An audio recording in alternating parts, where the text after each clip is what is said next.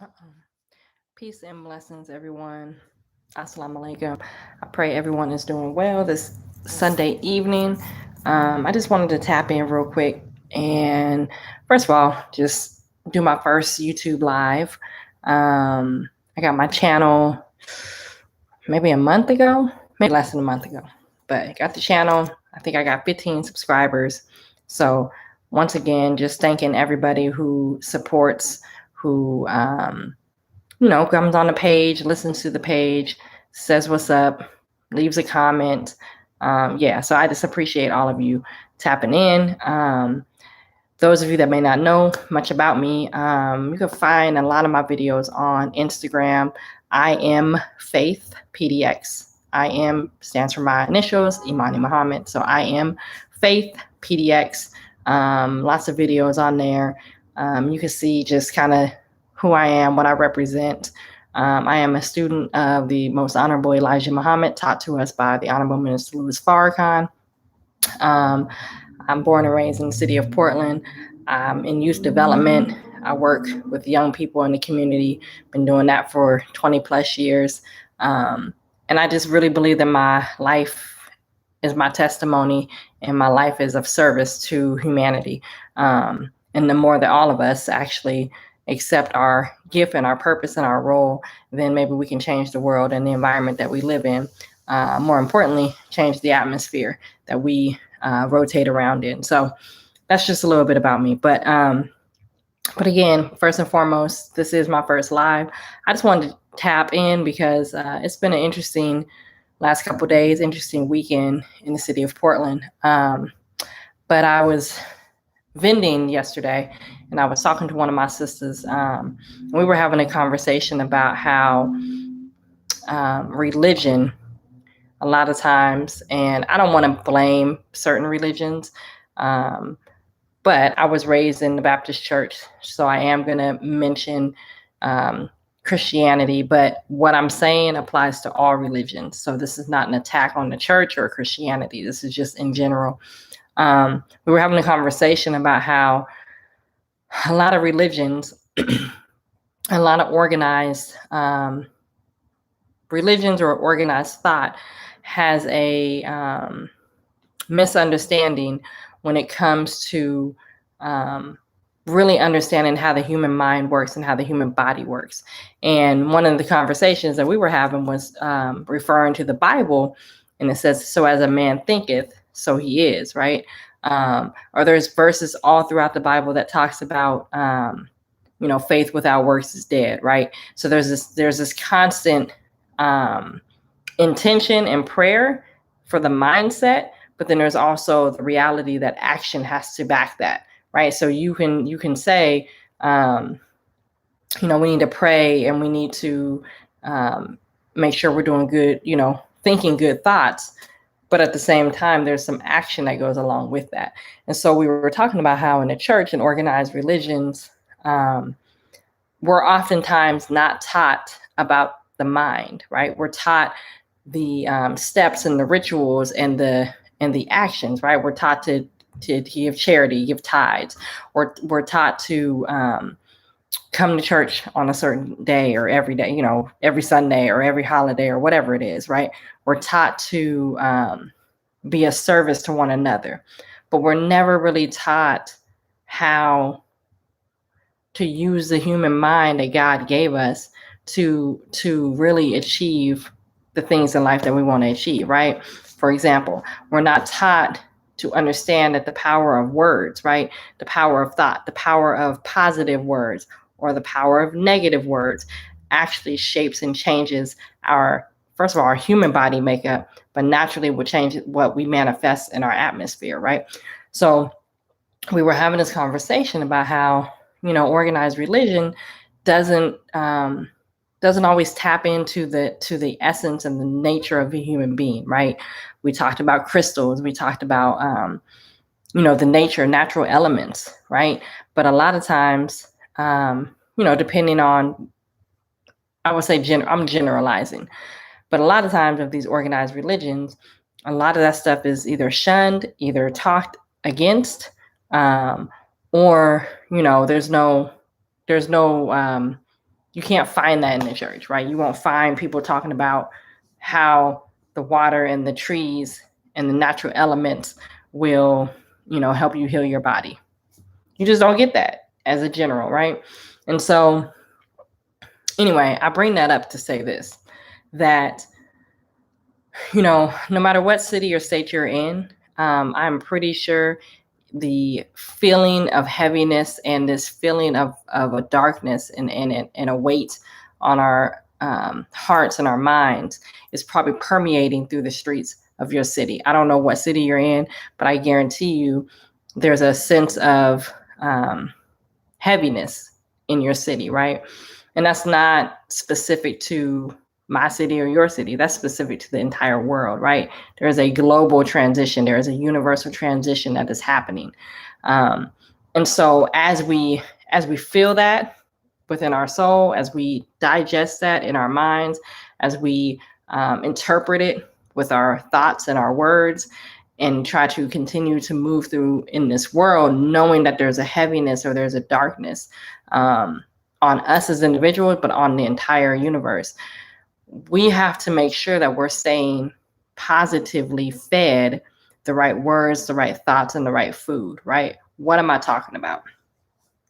So I think it's very vital right now in this day and time, that you and I, first step is to stay mindful of who's in your environment. Now, what I mean by who's in your environment, not only who's in your environment, what is in your environment, right? How much electronics, how much digital access is in your environment, right? How many computers do you have? As I'm talking to you right now, I have 2 computers, a TV, 3 computers, 3 computers, a TV, and a cell phone. All right. So that's 4 devices, right? That's connected to Wi-Fi, that's connected to electromagnetic energy that is circulating all in my environment. Can't see it with the human eye, but the body feels it, right? And that's within 20 feet of my body and this computer, right? So that's one aspect of what's in your environment, right? 2, what's in your refrigerator, in your cabinets, right? What are you eating on, right? Are you eating processed food and carbohydrates? Or are you eating living food? Do you have more fruits and veggies and life food in your kitchen? Or do you have more processed box food, right?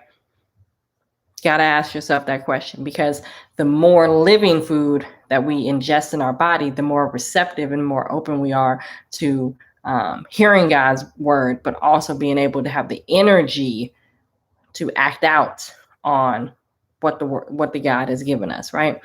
So again, secondly, what's in your kitchen, right? So not only what's in your environment from the technological standpoint, but what's also in your kitchen, right?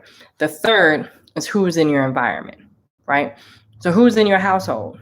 Do you have different people coming in and out of your house? Do you live by yourself? Do you live with 4 other people, 5 people? Do you only have a room where you stay and everything else is like shared housing? What's in your environment? Now, I point out what's in your environment not to knock down anybody. You have to do what you have to do, to survive. But it's important to know the energy that you are operating in, that you have to live in order to survive, right? So sometimes we learn that our environment is actually what's blocking us, right? Or keeping us from the next level of growth, right? And so we have to we have to look at our environment and determine if the environment is either adding to us or if it's taken away from us, right? So let me just recap. 3 things that I think we all, as human beings that are feeling this heaviness of this transition of the universe that's shifting right now, there's 3 things we need to pay attention to. We have to pay attention to what is in our environment technologically, right? What type of energy are we receiving? 2, what's in our kitchen, what's in our cabinets?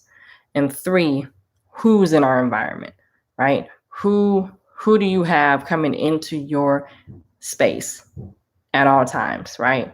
I think that's really important, because when you begin to assess some of that, again, you'll be able to determine faster where some of those areas are that you need to make adjustments, right? Now, you could be saying, you know what, Imani, I hear you, but my life is good, it's golden, I ain't got no problems. You might not have any problems today, right now.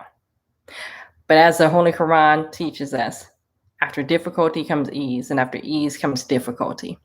So I don't care how great someone's life is, it's just a matter of time before there's a bump in the road or something creates a shift to test how secure your life is. Doesn't mean it has to be negative, but you will not find nobody in this world that's just 100% coasting. Now, you could be 100% operating from a free spirit and freedom, justice, and equality, absolutely. But you don't know your greatness until there's a trial, right? You don't know your greatness until there's an obstacle and you overcome it. You know, a champion doesn't know they're a champion until they have an opponent. So that's the same thing with us. So no one in this life is just coasting and just solo and kicking it. No. Anyway, y'all get my point. So highly encourage us all to just look at those three areas. And one of the reasons why I'm saying that is because there's so much out here that causes distractions that can keep us away from looking at those three things that I just mentioned, right? If we're out chasing money, if we're out chasing a relationship, if we're out chasing something externally, then we have less energy and less time to look at our environment, to look at the kitchen, to even decide to cook something, let alone, look at who comes in and out of our house every day. So as long as I'm focused on something externally, I won't focus on the internal work that has to be done, right? Does that make sense?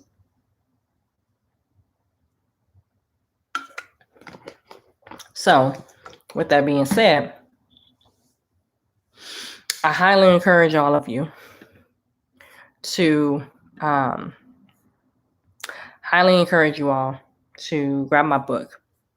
Now, if you don't know, I'm gonna put it in the chat. So I wrote an ebook a year ago, and it was actually because I had the time. COVID hit. I was working from home for 2 months straight, and I decided to write. There's a whole reason why I wrote it. It's actually in the book. I talk about it, but I wrote, and I'm just continuing to write. So there's more in me, but also I'm also recording, right? So not only am I writing, there's also recording. So a lot of my stuff on Instagram are my quick 5-minute, 10-minute videos of just me expounding on some of the principles inside the book.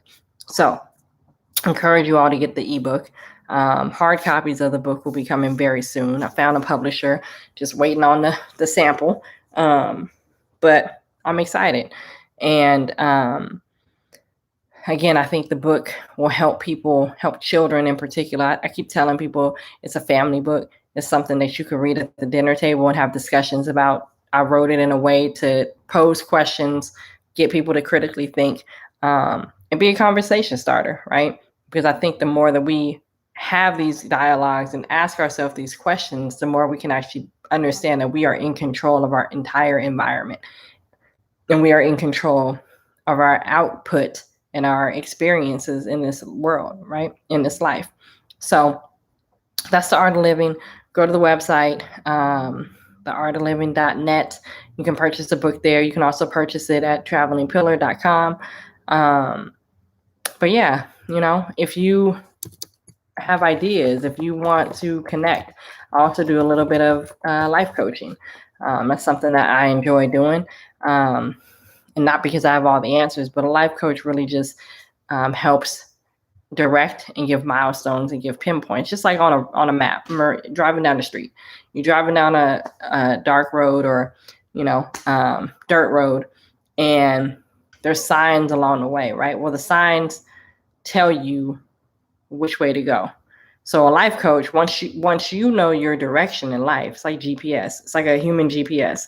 Once you know the direction you want to go in life, you get a life coach that helps you, be the sign. Nope, go over here, make a left, make a right, right? So a life coach just helps you stay on your path, right? not get distracted, and to remind you of what you said you wanted. And your goals may change, right? But that's the beauty of having a life coach, because a life coach helps you work through and navigate some of those changes as well. So I do a little bit of that too. So just tap in. Again, if you listen to this video, I appreciate you all just subscribing to the channel. Share this out. I don't have no fancy background or nothing like that. I'm working on it. But, you know, my virtual mentor, Brother Ben X, you know, told us in digital real estate, just start recording, put content out, just put it out. You can reframe it, revise it, put the pictures on it, edit. You can do all that stuff later. And to be honest, I don't have time to be doing all that extra stuff. Now, I do make some nice Instagram videos because I can do that from my phone. But again, this is the first live on YouTube. I appreciate y'all. I'm going to get, you know, savvy with this, bring in some guests, bring in some interviews. But yeah, I ain't going to hold y'all. I appreciate y'all. If you don't do nothing else in this life, if you don't do nothing else today, tonight, before you go to bed, make sure you sit down, grab a piece of paper and a pen, close your eyes, list 3 things that you're grateful for, 3 things that you want to achieve tomorrow, and then 3 things that you've already achieved. 3 things that you're grateful for, 3 things that you want to achieve tomorrow, and 3 things that you already achieved today. All right.